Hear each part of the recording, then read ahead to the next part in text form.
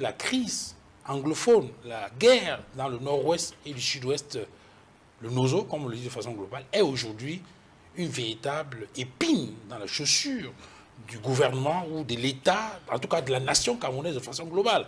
Et donc, cette question-là également peut être adressée et il faut trouver des solutions. C'est la raison pour laquelle je pose la question de façon globale. Bon, ok, Duval. Christian Massoma, de façon globale, aujourd'hui, face à la situation actuelle, où on a un pays où il y a des petites difficultés, vous avez évoqué le cas du tribalisme, je viens de parler de la guerre du Nozo, il y a un ensemble de choses qui fragilisent l'unité nationale.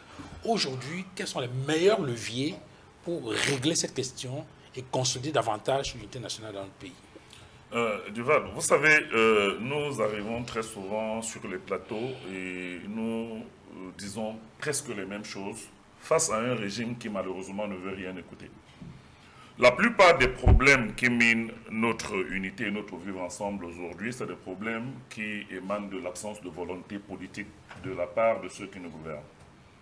Vous avez évoqué le cas du Nozo, mais avant, je vais quand même revenir sur les événements qui deviennent récurrents dans une région de notre pays qui, malheureusement, est devenue le socle de toutes les violences communautaires depuis quelques années. On a cité effectivement Ebolo Vameye et Zoétélé il y a quelques temps.